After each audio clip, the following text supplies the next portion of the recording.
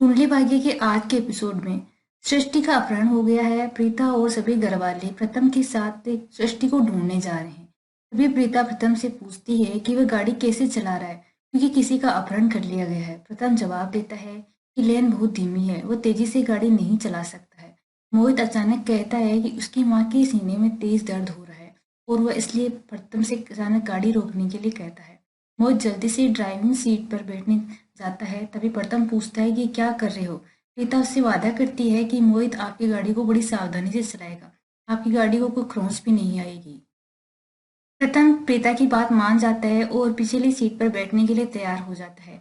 मोहित सभी को कहता है कि मैं गाड़ी सावधानी से चलाऊंगा और सभी से कहता है कि सीट बेल्ट बांध लो, अब गाड़ी चलेगी नहीं उड़ेगी। आरोही और निधि दोनों कमरे में होते हैं। निधि किडनी पर निखिल को फोन करने की कोशिश करती है, लेकिन वो फोन नहीं उठाता है, बार बार फोन कट कर देता है। बहुत देर बाद जब निधि का कॉल उठाता है निखिल, तो निधि उससे कहती है कि तुम टाइम पे फोन क्यों नहीं उठाते हो। तभी निखिल कहता है कि मैं किडनैप करने में बिजी था। निधि पूछती है कि क्या किडनैप कर लिया तूने। वो ये सुनकर बहुत खुश हो जाती है। निखिल निधि से कहता है कि आपको ठिकाने पर आकर मिलना चाहिए उसे। सृष्टि ये सब बातें सुनती है और उसे बहुत ही आश्चर्य होता है कि ये अपहरणकर्ता किससे बात कर रहा है, कौन है उसका दुश्मन जिसने उसका अपहरण करवा लिया है। आरोही और निधि बहुत खुश होते हैं। आरोही निधि से कहती है कि अभी हमें सेलिब्रेट करना चाहिए, आखिर वो सब मिल गया जिसकी तुम हकदार थी। निधि कहती है कि अब प्रीता तुम्हारे जीवन से बाहर हो गई है। ये सुनकर निधि बहुत खुश होती है। तभी निधि आरोही से कहती है कि थोड़ी देर रुको, मैं आ रही हूँ। ये कहकर वो बाहर चली जाती है। तभी तभी का करण घर में ये सोचते हुए प्रवेश करता है कि सभी लोग कहाँ गए हैं, फोन भी नहीं उठा रहे हैं। और निधि निधि से पूछता है कि ऋषभ घर पे आ गया है। वो कहती है कि अभी तक तो नहीं आया है। करण वहां से जाने लगता है। तभी निधि को बहुत गुस्सा आता है, क्योंकि करण और उसकी माँ राखी प्रीता के जन्मदिन की बहुत ही धूमधाम से तैयारी कर रहे हैं और वो गुस्से में अपना मोबाइल फेंकती है। करण पूछता है कि क्यों फेंक रही हो, अभी मोबाइल टूट जाता तो। निधि कहती है कि फोन टूट जाता तो किसी को क्या फर्क पड़ता, फोन टूटने से किसी को कोई फर्क नहीं पड़ता है। करण कहता है कि मैं माफी चाहता हूँ कि मैंने तुम्हारी बात पर ध्यान नहीं दिया, इसलिए तुम गुस्सा हो। तभी निधि इधर उधर की बातें करने लग जाती है, कुछ से साफ नहीं कहती है। करण कहता है कि तुम ऐसी बातें क्यों कर रही हो, माँ की तरह बातें मत करो, साफ साफ कहो क्या कहना चाहती हो। निधि नाराज होती है और कहती है कि वह अपनी जगह नहीं छोड़ेगी। करण उससे पूछता है कि इसका क्या मतलब है। निधि कहती है कि कभी उसने एक पल के लिए भी सोचा है कि उसके सामने प्रीता के जन्मदिन की तैयारी हो रही है तो उसे कैसा लग रहा है। करण निधि से कहता है कि मैं दोबारा बात नहीं करूंगा इस बारे में। मैं मुझे पता है कि प्रीता जिंदा है और वो हमारे घर के आसपास ही है। मुझे ऐसे लगता नहीं, मुझे पूरा विश्वास है और तूने भी उसे देखा है, बस तुम विश्वास नहीं करना चाहती हो। ये सुनकर निधि कहती है कि अगर प्रीता वापस आ गई तो उसका क्या होगा। तभी वहां पर ऋषभ और उसके पिता आग जाते तभी वहां पर ऋषभ और उसके पापा आ जाते हैं। करण उनसे पूछता है कि वो लोग उसका फोन क्यों नहीं उठा रहे थे। ऋषभ जवाब देता है कि हमें कोई दिलचस्पी नहीं थी तुम्हारे से कॉल उठाने में। करण जवाब देता है कि मुझे तुमसे महत्वपूर्ण बात करनी थी। ऋषभ कहता है कि मैं ट्रैफिक में फंस गया था। तभी ऋषभ देखता है कि राखी माँ फोन पर किसी को डांट रही होती है। ऋषभ पूछता है कि माँ किसे डांट रही हो। तो राखी माँ कहती है कि राजवीर को डांट रही हूँ। तो स्क्रीन पर पलकी को प्रपोज करते देखा है, तब से राजवीर घबराया हुआ है, वो बहुत शर्माया हुआ है, घर पे आ ही नहीं रहा है। राजवीर लूथरा मेंशन में उसके बाद आया भी नहीं है। थोड़ी देर बाद राजवीर वहां आ जाता है। राजवीर को देखकर राखी माँ उसका कान मरोड़ने लगती है। तभी करण कहता है कि माँ मत मरोड़ो, कान लाल हो गया है। तो राखी माँ बोलती है कि तुझे भूती आ रही है इस पर। तभी करण कहता है नहीं नहीं, आप डांटते रहो। तभी महेश जी कहते हैं कि घर का माहौल बहुत अच्छा है, खुशी वाला है, तो एक चाय मिलेगी। राखी राजवीर से कहती है कि महेश जी को ऑफिस के आने के बाद घर की एक चाय चाहिए होती है, मैं उनके लिए चाय बनाने के लिए लेके लेने जा रही हूँ, तुम्हें कुछ खाने के लिए चाहिए।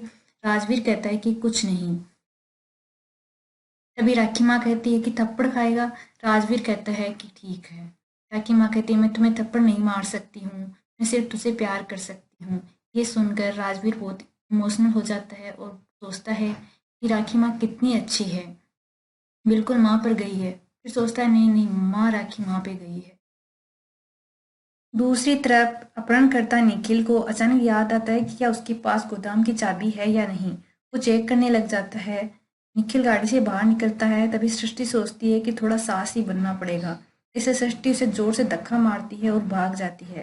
कार से बाहर निकलकर निखिल उसका पीछा करना शुरू कर देता है। काव्या और बानी दादी गाड़ी में बैठकर कहीं जा रहे होते हैं, तभी बानी दादी कहती है कि मुझे सुनसान सड़कों से डर लगता है। काव्या कहती है तो फिर आपको अकेले हो तब ये बात सोचनी चाहिए। तभी बानी दादी कहती है कि ठीक है। फिर बानी दादी कहती है कि करण अकेला हो गया है पिता के जाने के बाद।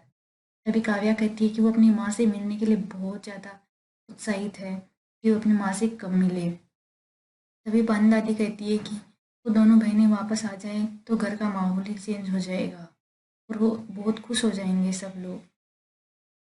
तभी वहां पर सृष्टि आ जाती है और काव्या की गाड़ी के पीछे भागकर उनको रोकने की कोशिश करती है, लेकिन वो उस पर ध्यान नहीं दे पाती है। वो वहां से निकल जाते हैं। तभी वहां निखिल आ जाता है और कहता है कि कुछ करने की कोशिश मत करना। तभी सृष्टि सोचती है कि यदि कुछ किया तो मारी जाऊंगी, इसलिए वो चुपचाप गाड़ी में बैठ जाती है और निखिल अपने साथी से गाड़ी चलाने के लिए कहता है। सृष्टि वहां पर अपने दुपट्टे का थोड़ा टुकड़ा तोड़कर वहां पर फेंक देती है। मोहित गाड़ी चला रहा होता है। प्रथम उसे गाड़ी धीरे चलाने के लिए कहता है और प्रीता मोहित से गाड़ी तेज चलाने के लिए कहती है। गुरप्रीत कहती है कि वह इसका नुकसान किस्तों में भरपाई कर लेंगे। मोहित ये सोचकर गाड़ी रोक देता है कि अब किस ओर जाना है। प्रथम बताता है कि हमें बाई मुड़नी चाहिए क्योंकि गोदाम और कारखाने सब इसी तरह हैं। तभी प्रीता पूछती है कि आपको कैसे पता। प्रथम कहता है कि मैं एक जासूस हूँ और मोहित गाड़ी चलाने लग जाता है। तोरी अपने कमरे में आता है और वो देखता है कि उसके बेड पर महिला के बहुत सारे कपड़े पड़े हुए हैं। वो बहुत गुस्सा होता है और पूछता है कि कपड़े किसके हैं। तभी राखी माँ आती है, पूछती है चाय पिएगा।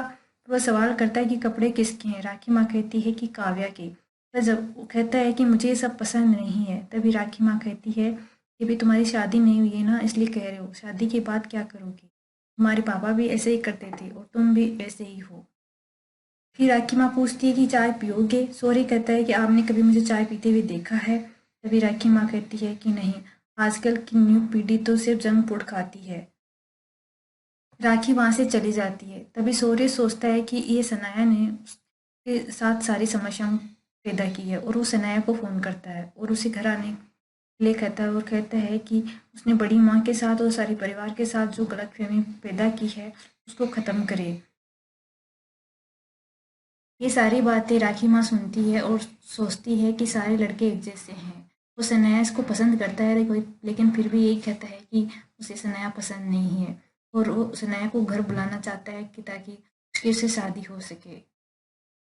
प्रथम कहता है कि वो बहुत बड़ा जासूस है। उसने सालों तक बहुत सारे मामले सुलझाए हैं, लेकिन उसके सामने जो मामला है वो यदि सुलझ जाएगा तो परिवार के बहुत सारे लोग मिल जाएंगे, रिश्ते सुलझ जाएंगे और उन्हें बहुत सारी दुआएं मिलेगी।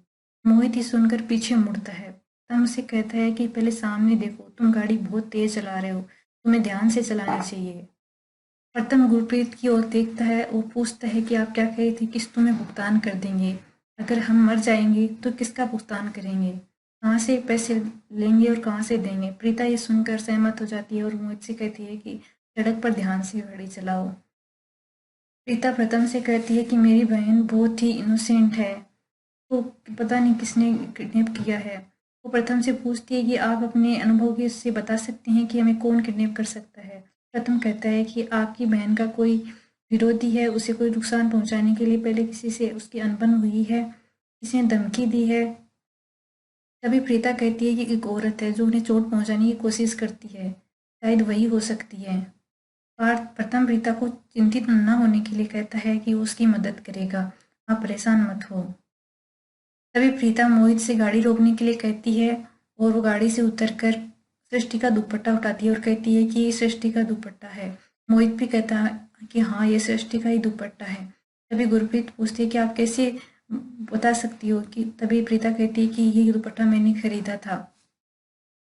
तभी प्रथम कहता है कि हमें इस दिशा में मुड़ना चाहिए क्योंकि सारे गोदाम इस तरफ ही है और प्रीता कहती है कि हमें जल्दी चलना चाहिए। राजवीर प्रीता को फ़ोन करने की कोशिश कर रहा होता है, लेकिन वो फ़ोन नहीं उठाती। सोचता है कि फ़ोन का जवाब क्यों नहीं दे रही है। मोहित फ़ोन करने के बारे में सोचता है। तनया लूथरा मेंशन में प्रवेश करती है, तभी राजवीर सवाल करता है, तुम यहाँ क्या कर रही हो? तुम उस फंक्शन में नहीं गई? सनाया जवाब देती है कि मुझे यहाँ आना था, इसलिए मैं नहीं गई। वो पूछता है पलकी?